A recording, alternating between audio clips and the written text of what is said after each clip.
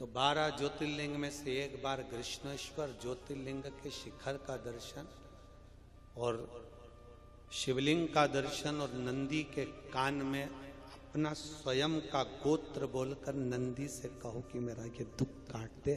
कृष्णेश्वर बाबा काटते जाओ।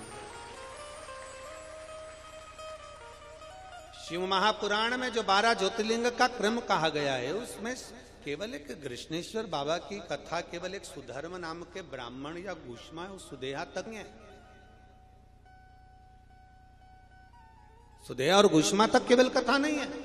अगर कृष्णेश्वर बाबा की कथा का योग लगेगा, महाराज जी बोले हैं कि एक बार हमारे सोपान दत्तात्रेय नारखड़े जी भी बोले हैं, बाबा भोलेनाथ महाराज जी तो बोले हैं विष्णु जी की आप यजमान बनना, हमारा विश्वास करता है ये भोलेनाथ जी जरूर यजमान बनाएंगे, आपकी वाणी से निकला है और कथा भी होगी, बाबा कराएगा। तब अपन कृष्णेश्वर बाबा के चरित्रों का स्मरण करेंगे कि उन्होंने क्या क्या दिया है संसार। केवल एक सुधर्म और घुष्मा की कथा नहीं है कि कृष्णेश्वर घुष्मा के बेटे को जीवित कर दिया बाबा ने और कृष्णेश्वर ज्योतिर्लिंग, ना बाबा का एक एक कथा का क्रम एक एक।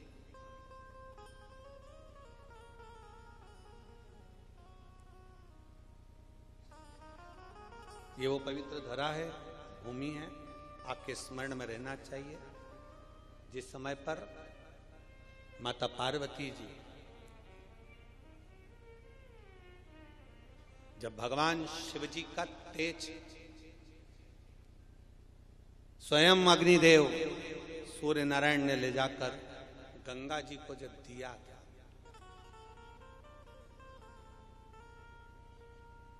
षडानंद कार्तिकेय बाबा का जब प्रागट्य 6 गंगा की धार में से शिव जी के तेज से जब प्रकट हो गया, तब माता पार्वती जी को नहीं मालूम था कि कार्तिकेय का जन्म हो चुका है। मां जगत जननी जगदम्बा अपने आनंदमय स्वरूप में अपने मायके गई हुई थी हिमालय राज के यहां। हिमालय राज की बाबा की धरा पर पहुंची हुई थी मायके में, और मायके में मां गंगा ने सूचना दी कि आपको मालूम है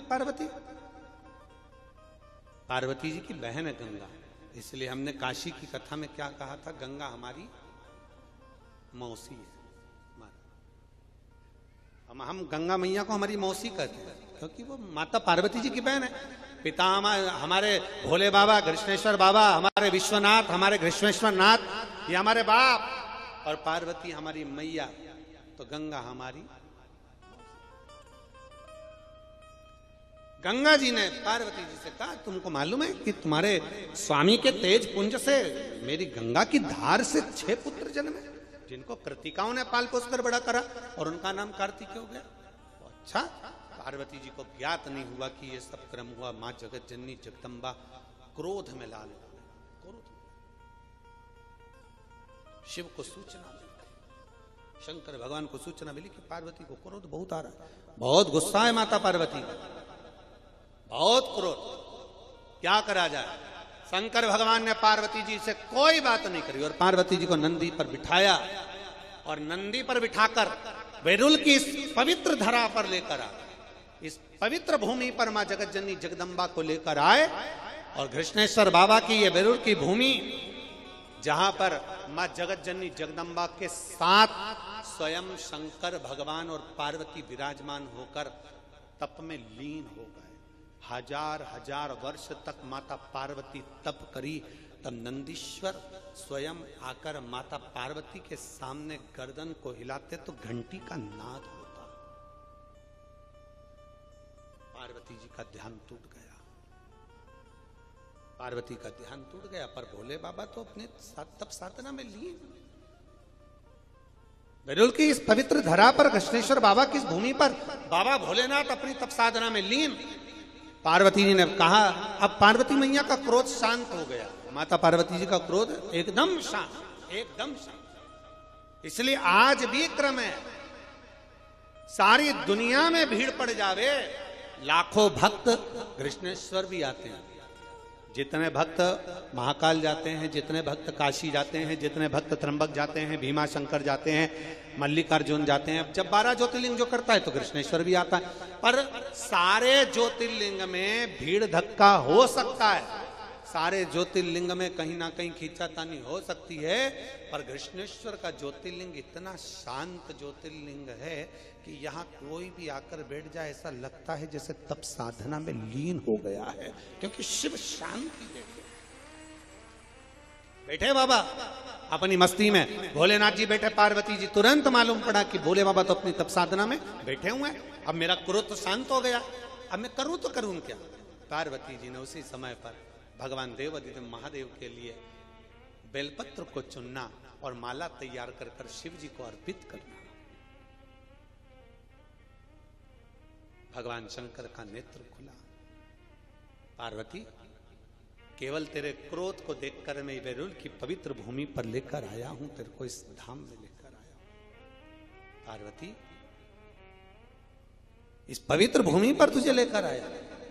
पार्वती जी हाथ जोड़कर कहती हैं, मुझे लाए, मेरा क्रोध शांत इस भूमि पर हो गया, नहीं तो मैं चंडी में कालरात्रि कुष्मांडा क्रोध शांत नहीं कर पाती, पर आपने मेरा क्रोध यहां लाकर शांत किया है।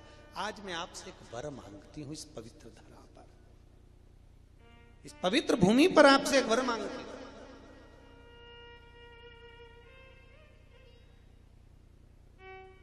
हे भोले बाबा, मेरे जीवन के पूर्व के 50 जन्म में ले चुकी हूं, 51वां जन्म मेरा यह पार्वती के रूप में हुआ है। मेरे अब कोई बंधन ना रहे, मेरी जिंदगी के जितने बंधन हैं सब छोड़ दीजिए, सब काट दीजिए। अब मुझे बंधन प्रिय नहीं, मेरे बंधनों से मुझे मुक्त करो, बंधनों से मुझे मुक्त करो। शंकर भगवान ने कहा, पार्वती अगर तू ये मांग रही है कि तुझे बंधनों से मुक्त होना है, तो ये पवित्र धरा पर मैं वर देता हूं। इस कृष्णेश्वर की पवित्र भूमि पर जो जीव मेरे इस ज्योतिर्लिंग का, कृष्णेश्वर का दर्शन करेगा, वो सारे बंधनों से मुक्त होता चले जाए, सारे बंधन।